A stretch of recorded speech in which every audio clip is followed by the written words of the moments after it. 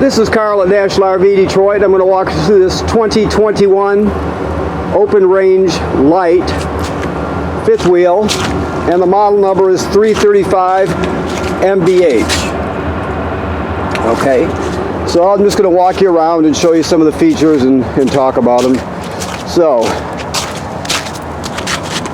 let's see what we have here. So we have a power leveling system right here. It's a 4-point system, so you got two jacks in back and then the 2 landing gear up front. Okay, this is just storage here. This, take a look at it, see what we got here. Yeah, this is just a kitchen, and let's see if it stays up. There we go. And you have a sprayer here, a small refrigerator, and then of course you have this cooktop right here. Okay. Fold-in stairs. Pass-through basement, I would believe, yes. Pass-through basement. This is just in case you want to get a solar battery charger to charge your battery. It's just like a portable solar panel made by Furion. That's all it is. That's just where you plug it in. Okay, you have your batteries here. Let's see what else we have. There's 2 ways to control your auto leveling system. You have this outdoor one, which has limited features compared to the touch panel one inside. So you have more features inside. Basically, to turn this on, I believe you push both buttons at the same time. So you see it lit up there. Retract all, you're rarely going to use that. Retract all will even retract the landing gear, and it'll nosedive the trailer. It won't hurt anything, but it'll nosedive it. But if you use hitch height, is what you're going to want to use, that'll return it to the last height it was before you auto level. So in theory, when you'll auto level it after you unhitch it, and then when you get ready to leave, you'll push hitch height and it'll return it to the position it was in before you auto leveled. Therefore you can just slide right underneath it and hitch up. Okay. There's another touch panel inside with more features. I'll show you that. You have LP tanks here. You have a dump hose. That sort of thing. Your water heater. It has, keep in mind there's a switch right here, a rocker switch that controls the electric heating element right here. There's also another switch inside that controls your gas. Right now this is empty, the water heater tank's empty obviously because it's winterized, so keep that in mind. You always want to make sure you put water in the tank before you turn it on in the springtime. That's also important. So keep in mind that switch is for the electric heating element behind that cover. To light the gas burner, that's inside. I'll show you that when we get in there. Takes an 1/16 6-point socket in order to, let's see if I can do this one hand, in order to unscrew or screw in the drain plug. Oh, I can't do it with one hand. I'll do it when I come back around. All right, there's a gray tank right there. Hook up. Let's move on. You got a 50 amp cord, power cord, so we give you this reducer with it, and then there's another reducer to reduce that down to a 20, just in case you want to pack it up at home or something. Okay.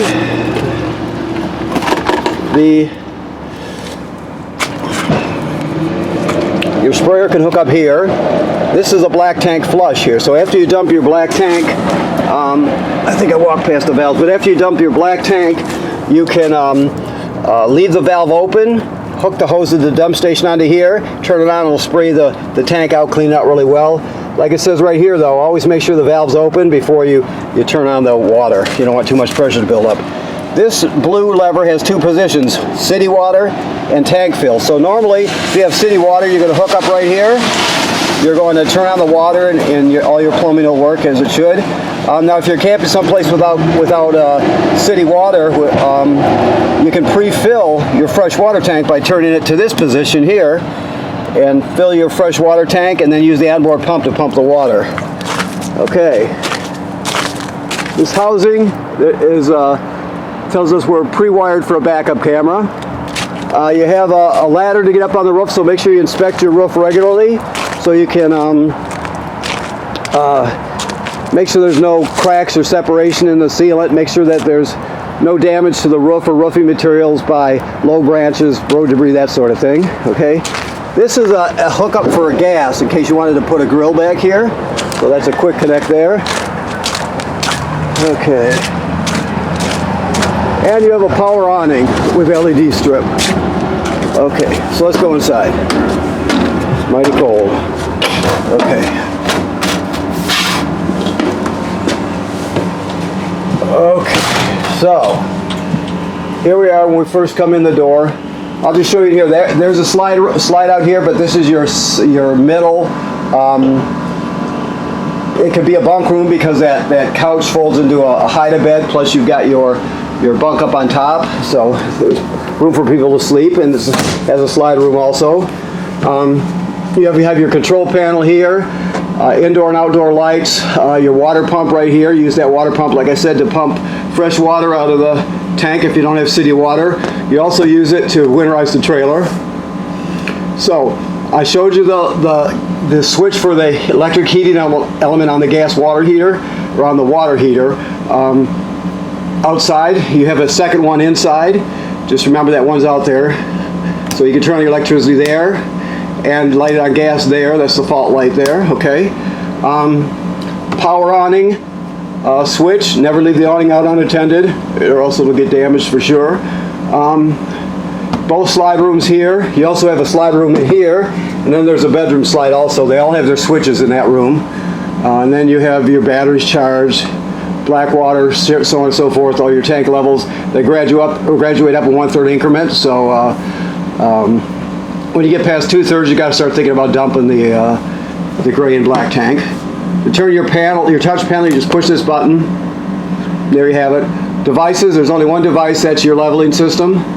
I told you it works like the one outside, except it has more functions or more features. So you auto level, auto hitch, the normal stuff you're going to use, and then you can operate the jacks independently of each other, and you'll just scroll, I don't know if you can see this very well, right there to manual mode, push enter, and then you can operate the jacks independently of each other. So that's the main feature, you can operate them independent. So, okay, alrighty. Keys. Your thermostat, you hold the mode button to turn it on and off. You don't just push it, you hold it for a few seconds to get it to light up. You can set your temperature up and down here. You can select all your modes. Right now we're on heat, of course. Fan, if you want the fan on or off, or auto, whatever they offer. If they give you an option, always put the fan on auto when you're like using the air conditioner. So, okay. Dinette, theater seats, and these are powered seats. I can see it's got the power button there. This couch is a hide-a-bed, so you pull the cushions off, you grab it down here, and you fold it out, 3 panels, drop the legs, and it's a pretty decent bed as hide-a-beds go. Of course, your TV, your sound system has FM radio. It has USB, so you can stream off, you can put all your albums on a USB drive and take them with you if you wanted to. It has Bluetooth, so you can stream wirelessly off your tablet or phone. For example, you have an HDMI, this one's an in, so if you wanted to go into the system with a portable Blu-ray player, let's say, you can plug it right in there. And then you have 2 speaker zones, 1 and 2. 1 is inside the trailer, 2 is outside the trailer, okay? The fireplace is actually a space heater too. So on and off here. Over here, if you can see it, let me see if I can show you. Let me do this right here. Right there, H, that's for high, right? So you can select the fan speed, off, low, and high. We've got it on high right now. It also has a timer. You can change the, let's see, you can change, let me see if we get this right here. You can change the intensity of the fire there, if you can see. Get it all the way up there, okay. So there's a lot you can do with it. It's a good space heater, so on those days where it's not quite cold enough to run the furnace, you can just run this electric space heater. You won't use up your limited supply of LP, so that's a good thing. Okay, so you have a pantry, I believe, right here. Yes, pantry. All your stuff is here, all your literature. This is your TV remote here. This is your sound bar remote right there, and this is your fireplace remote right here. Okay. Fan and light for the range hood. Your microwave works like any other microwave. When it comes to your range, let's see what we got here. Always travel with the top closed so it doesn't break. Over here you've got a sparker. You just turn it clockwise to spark it. Okay. So let's see what happens here. Right there. So it's that simple. You have 3 knobs and 3 burners, and then over here you have got the oven knob. Now the oven is a little different. This one doesn't even look like it's been used, but we see that all the time. But at the back there, if you can see it, is a pilot light. Maybe I can spark it so you can see it. Maybe you can see it. I don't know. But anyway, the bottom line is this: you'll go to the knob. You go to the flame, which means pilot light. You depress it. Keep it depressed while you're lighting it. You light the pilot light down there, and after it lights, you hold this in for 10 or 15 seconds to heat up the thermocouple. Then you go to temperature and you're all set. When you shut it off, the pilot light goes out, so you have to relight the pilot light each time you use the oven. Okay. The refrigerator is a 12-volt DC refrigerator. It runs on 12-volt DC. Very simple on and off. Set your temperature, then you have different modes for energy saving, right? So you got energy saving modes for nighttime and that sort of thing. So it's very nice. Let me see if I forgot anything. This is your carbon monoxide LP gas detector. It should always be green. If it goes off, you take everybody outside, leave the door open, shut the gas off, and figure out what's going on. Also, there's a power converter here. It's probably in here. Let's see. So let me see. Yeah, down here. This is your power converter. Right here. So this converts AC to DC power. You can see it. You got regular circuit breakers, 110 AC, and they're labeled. Then the power is converted to 12-volt DC here. You got 12-volt fuses, and they're labeled, right? And this is also a battery tender, so it'll sense how much energy your batteries up front need, or battery up front needs, and it'll always keep it charged. So it charges your battery and tends it. Of course, when you're pulling down the road, your alternator on your tow vehicles, the alternator tow vehicle will charge the battery through the charge line. So, more storage. Okay. You have an exhaust fan, obviously. You have a sink and shower, works like any other sink and shower. The toilet is an RV toilet. It's got a flush pedal. So, you remember you can't use it dry.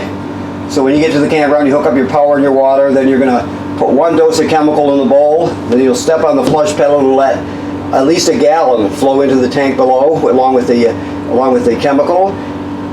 And you can use more water if you want, but not less. And you're all set. You can't use it dry because it'll smell super bad, and it can get clogged up also. Okay. So this is the switch for the slide-out wardrobe here in the bedroom, right there. Your bed does fold up, of course, so you have some storage under there. You have a second air conditioning. You have TV hookups here. You actually have a backing plate here, so you can put a TV bracket on there. You could just use a basic one if you wanted it. Over here, they're telling us that the yellow tag is telling us this is pre-wired for a Wi-Fi signal booster / router. So if you're interested, you could look into it, but it's pre-wired. And you have drawers and, you know, your wardrobe, that sort of thing. Okay. Emergency window. Okay, so I think that covers it. Let me look around a bit. Yes. Okay, I want to thank you for purchasing your trailer here at National RV Detroit.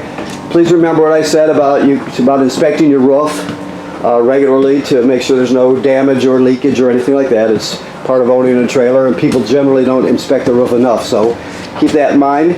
And also, this trailer is winterized right now, so the water's been purged from the system and replaced with antifreeze. So the water heater is bypassed and empty. So you're all set for the winter time, okay? Thank you.